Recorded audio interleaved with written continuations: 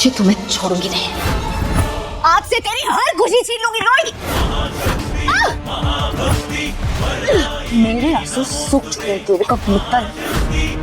समय ने ना पासा पलट दिया है। और हिम्मत कैसे हो तुम्हारी मेरे घर तक आने की और मुझे धमकाने की? भूल गई हो क्या?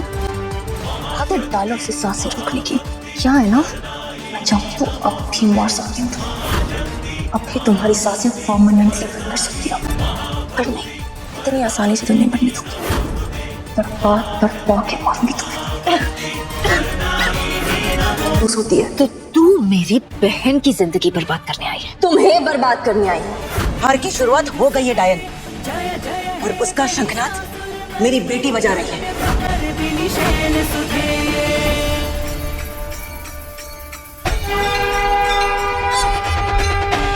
ये शंख की आवाज कहाँ से आ रही है? ये तो सुमन चाची के घर से आ रही है।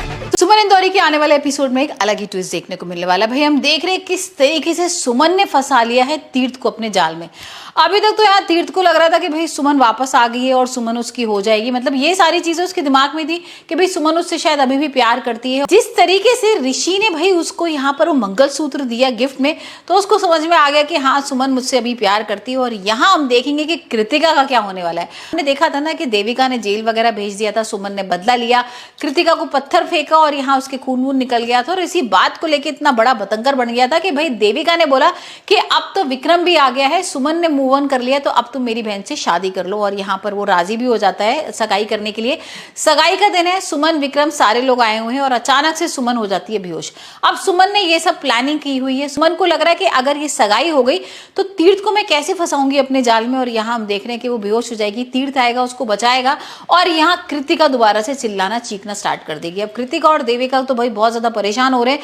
कृतिका तो तीर्थ के जाने के बाद यहाँ पर देविका का गला वगैरह भी दबाने को होती है, मतलब उसे पत्थर भी मार देती है और कहती है कि सिर्फ तुम्हारी वजह से सारी चीजें हो रही है, मेरे को तीर्थ चाहिए किसी भी तरीके से और मुझे नहीं पता तुम कैसे लेकर आओगी। अब यहाँ पर देविका अलग परेशान है क्योंकि तीर्थ उसका फोन उठा ही नहीं रहा है और उसका फोन बार बार काट देता है। उसको ये नहीं पता है कि वो सुमन के जाल में फंस चुका है। वहीं हम देख रहे हैं कि सुमन यहाँ पर बार बार उससे यही बातें कर रही है कि तुमने ऐसा क्यों किया था ये बताओ। और भाई यहाँ पर मीडिया बुला लेती है। यहाँ पर तीर्थ उससे अलग क्वेश्चन कर रहा है कि ऋषि किसका बेटा है और तुमने ऐसा क्यों किया, तुम 5 साल बाद आई हो तो विक्रम से तुम्हारा क्या रिलेशन है।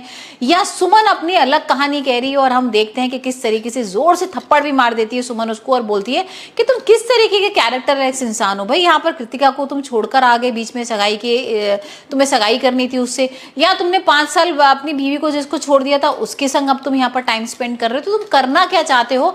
और यहाँ पर मीडिया के सामने उसकी बेइज्जती कर देती है। अब भाई जो तीर्थ है वो अपना जुर्म कबूल कर रहा है और कह रहा है कि हाँ मैंने गलती की थी 5 साल पहले, लेकिन मैं तुम्हें आज सब कुछ सच बताता हूँ कि मैंने क्यों की थी और क्या समझौता था। मैं किसी के बारे में कुछ नहीं सोच रहा हूँ। देविका का वो सारा सच बताने को होता ही है। इतने में एक गाड़ी आती है और उसको पकड़ के ले जाती है। तो अब यहाँ पर सुमन का जो प्लान था वो तो नहीं कामयाब हो पाया, लेकिन सुमन को हो सकता है कहीं ना कहीं ये सच पता लग जाए कि तीर्थ कितना ज्यादा इन्वॉल्व है और देविका भाई इस सब की मास्टरमाइंड है।